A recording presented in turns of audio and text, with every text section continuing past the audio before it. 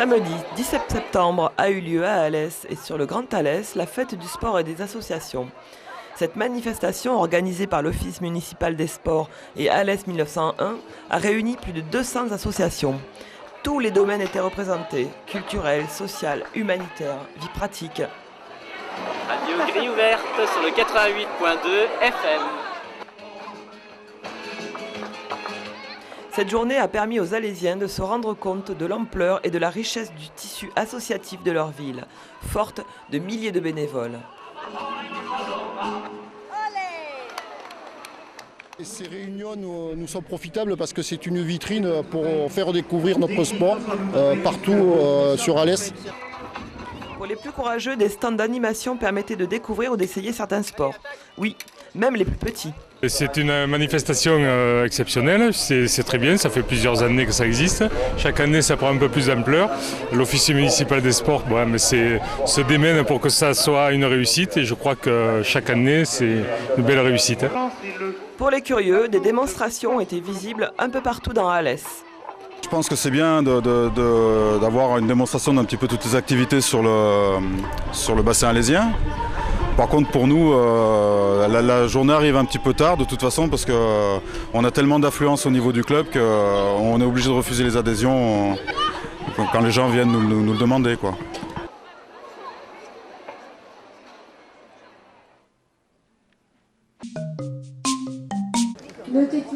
Environ 15 000 personnes étaient au rendez-vous de l'Assemblée du désert pour commémorer la période de la guerre des Camisards dans les bois du Mas Soubeyran à Mialet. Elles viennent des 4 coins de France, d'Europe et même d'ailleurs. Je suis de souche huguenote, nous venons d'Afrique du Sud et nous sommes là pour bénir nos origines.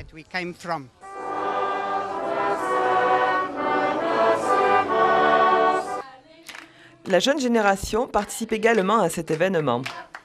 Nous croyons plus particulièrement que les jeunes ont une capacité spirituelle. Ça veut dire qu'ils peuvent écouter Dieu et faire partager cet amour que Dieu a pour chacun d'entre nous. Donner à celui qui est le dernier autant qu'à toi. Nous sommes catholiques et nous venons chaque année partager parce que ça nous apporte quelque chose de différent. Le thème de cette année portait sur la loi de 1905, sur la séparation de l'Église et de l'État. C'est un thème très important pour beaucoup de protestants que de rappeler que la loi de 1905 a été instruite par des protestants. C'est une loi qui est d'actualité, qu'il faut maintenir, je pense. Une partie des conférences sera diffusée sur France Culture le mardi 1er novembre à 9h30. Sous le soleil, au pôle mécanique, nous avons rencontré l'inventeur d'un véhicule qui a reçu le premier prix au concours Lépine. Moi j'ai voulu en gros réimaginer le véhicule de performance au travers d'un schéma, on va dire, révolutionnaire entre guillemets, mais surtout quitter le schéma évolutif dû à l'automobile. En fait, on est issu du carrosse, on a suivi un schéma évolutif. C'est sûr qu'on n'a plus rien à voir avec un carrosse, ça n'a absolument plus rien à voir.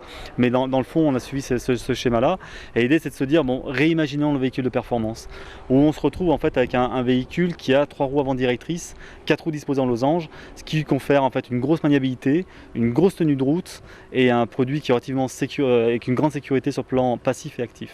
Donc en cas de choc, hormis le choc direct, dès que vous allez taper d'un peu sur le côté, le véhicule va vouloir fuir l'obstacle.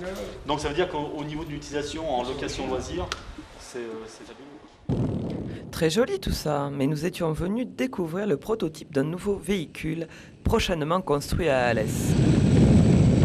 Aujourd'hui, un nouveau constructeur vient nous solliciter pour s'installer sur Alès avec une fabrication évidemment un peu spéciale, il faut le dire, mais qui a un goût moderne.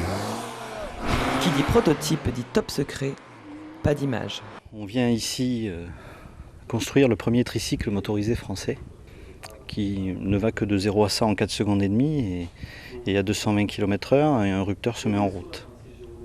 Voilà, donc en fait c'est un véhicule très ludique qui est vraiment dans la catégorie des roadsters et qui devrait être prometteur en tout cas sur le marché.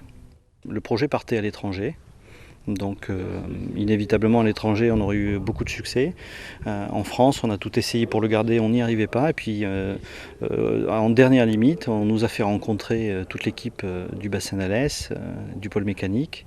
Et la dynamique nous a séduits, donc on joue, on vient jouer ici et on y croit. Et on est d'autant plus heureux que le projet reste en France.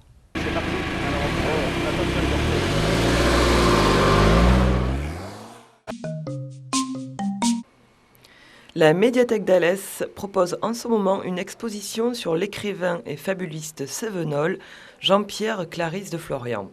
Je trouvais qu'il était un peu injuste que quelques-unes de ses fables soient attribuées à un autre grand fabuliste, La Fontaine.